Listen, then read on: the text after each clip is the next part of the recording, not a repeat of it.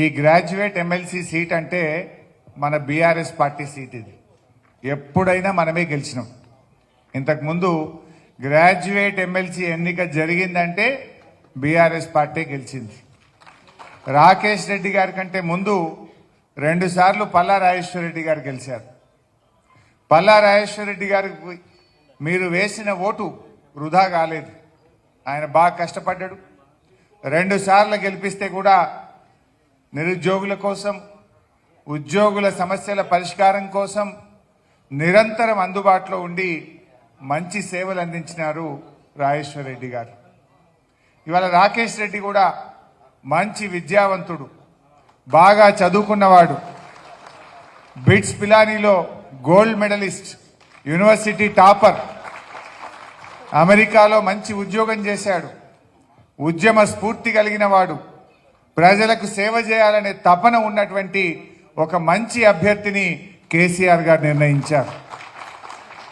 దయచేసి మీరందరూ కూడా ఇక 3-4 రోజులే మిగిలింది.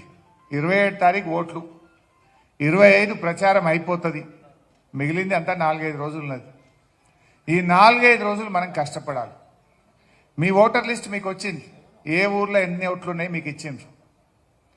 మీరు మీ ఊర్లో ఉండే ఓట్లల్లా ఒక్క ఓటర్నే ఎక్కువ తెచ్చే బాధ్యత మీది. ఇవాళ నిజంగా చెప్తున్నా, ఇందాక దయాకర్ అన్న కూడా అదే అన్నాడు, ఎవరిని కదిలిచ్చినా అబ్బో గాయనకైతే ఏమే అంటుడట. మరి ఎవరున్నారా అంటే మంచివాడు ఉన్నాడు, బుద్ధిమంతుడు రాకేష్ రెడ్డి అంటుడు. కానీ అడగకపోతే తప్పవుతుంది. అడగని అమ్మాయినా అన్నం పెట్టదంటారు. మీరు ఓటు అడగలేదనుకో, అరే వీళ్ళకి బాగా బలిసిందిరా అనుకుంటారు, వీళ్ళు కనీసం ఓటు అడగరా అనుకుంటారు, అనుకోరా? అందువల్ల మీరు దయచేసి మా కార్యకర్తలతోని నేను మీ అందరికీ కోరేది, రేపటి నుంచి రోజుకు ఒక్కసారన్న పోయి కలిసి మా రాకేష్ రెడ్డికి, మా బీఆర్ఎస్ పార్టీకి ఓటేయమని అడగడం మీ అందరి బాధ్యత. మీరు ప్రతిజ్ఞ చేసిపోవాలి. ఇక్కడి నుంచి మీ ఊర్లో 60 ఓట్లు ఉన్నాయనుకో, 30-40 మంది ఊళ్ళో ఉంటారు, 20 మంది అయితే వరంగల్లోనో లేకపోతే హైదరాబాద్లోనో లేకపోతే ఇంకెక్కడో ఉంటారు. బయట ఉన్న వాళ్ళకు ఫోన్ చేయండి. వాళ్ళ బంధువులు ఎవరన్నా ఉంటే, ఇంట్లో భార్యో బిడ్డో తండ్రో ఉంటే తండ్రితో కొడుకు ఫోన్ చేయించండి, భార్యతో భర్తకు ఫోన్ చేయించి, ఇగో బీఆర్ఎస్ వాళ్ళు వచ్చారు, రాకేష్ రెడ్డికి ఓటేయమంటున్నారు, వెయ్యాలని చెప్పి మీరు చెప్పించేదాకా వాళ్ళను ఒప్పించండి. వాళ్ళ మనసును గెలిచే ప్రయత్నం చేయండి. ఈ 4 రోజులు మాత్రం తప్పకుండా ప్రతి ఓటర్ను మీరు కలవాలని కార్యకర్తలు నేను కోరుతా ఉన్నా. ఇది నిజంగా అన్ని నియోజకవర్గాల కంటే వర్ధనపేటకు ఇంకా చాలా చాలా ముఖ్యం. మనకు ఒక ఎమ్మెల్యే జాగలో ఒక ఎమ్మెల్సీ వస్తే మీ అందరికీ ఆశలవుతాడు, మీ అందరికీ అండగా నిలబడ్డాడు రాకేష్ రెడ్డి గారు. అందులో మీరు గట్టిగా పట్టుబట్టాలి.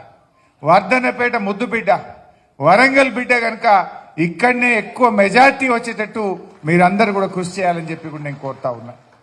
అయితే ప్రజలు సిద్ధంగా ఉన్నారు. కాంగ్రెస్ పని అయిపోయింది, బస్సు తప్ప అంతా తుస్సే, అన్ని తుస్సుమన్నాయి. ఎవరిని కదిలిచ్చినా బాధనే ఉన్నది. విద్యార్థులకు మోసం, నిరుద్యోగులకు మోసం, ఉద్యోగులకు మోసం, ఉపాధ్యాయులకు మోసం, అందరినీ మోసం చేసింది కాంగ్రెస్ పార్టీ. ఒక్క హామీ కూడా అమలు కాలేదు. అబద్ధాలు చెప్పి, మాయమాటలు చెప్పి 6 నెలలనే అభాస్పాలైపోయింది కాంగ్రెస్ పార్టీ. మీరు పోయి కలవండి. ఎవరిని కదిలిచ్చినా కాంగ్రెస్ని తిడతా ఉన్నారు. ఏం చెప్పిండ్రు విద్యార్థులకు? 5 లక్షల భరోసా కార్డు ఇస్తామన్నారు. బాండ్ పేపర్ మీద రాసిచ్చిండ్రు. 100 రోజుల్లో 6 గ్యారంటీలు అమలు చేస్తామన్నారు. 100 పోయి 180 రోజులకు వచ్చింది. అయినా గ్యారంటీల అమలు పత్తలేదు. అబద్ధాలు మాట్లాడుతున్నారు. 6 అయిపోయినాయి, 6 అయిపోయినాయి అంటున్నారు. అయినాయా? మొదటి హామీ, ఇగో మా అక్క చెల్లెలు కనబడుతున్నారు, గ్రాడ్యుయేట్ అక్క చెల్లెలు, చదువుకున్న వాళ్ళు. ఏం చెప్పింది చెల్లె మీకు? మహాలక్ష్మి 1వ తారీఖు నాడు జీతం పడ్డట్టు 2500 బ్యాంకులు వేస్తామన్నారు. పడ్డాయా చెల్లె ఎవరికన్నా? ఇవాళ మహిళలకు మహాలక్ష్మి పేరు మీద మహా మోసం చేసింది కాంగ్రెస్ పార్టీ. అంటే మొదటిది మోసం. రెండవది ఏం చెప్పిండ్రు? రైతులకు 7500 రైతు భరోసా, 2 లక్షల రుణమాఫీ, వడ్లకు బోనస్, కౌలు రైతులకు 15,000, వ్యవసాయ కూలీలకు 12,000, ఇవన్నీ కలిపి రెండవ హామీ. ఇందులో ఒక్కటన్నా అయిందా? రైతులకు మోసం. మూడవది 250 గజాల ఇంటి స్థలం కట్టుకున్నోనికల్లా డబుల్ బెడ్రూమ్ ఇల్లు. ఒక్కటన్నా వచ్చి నాదే వద్దన్నపేట్ల. మూడవది మోసం. నాలుగవది ఇగో అవ్వాని పింఛన్ ఎంత? 2,000 బిడ్డ అన్నది. ఇగో మా కాంగ్రెస్ గవర్నమెంట్ వస్తుంది, డిసెంబర్లో 4,000 పింఛన్ ఇస్తా అన్నాడు. వచ్చినాయా అవ్వ? ఎవరికన్నా వచ్చినాయా? నాలుగవది చేయూత మోసం. ఐదవది విద్యార్థులకు 5 లక్షల భరోసా కార్డు అన్నారు. ఆడపిల్లలకు స్కూటీలు అన్నారు. నిరుద్యోగ భృతి 4,000 అన్నారు. వచ్చిన ఆదేవులకన్నా. ఐదవది మోసం.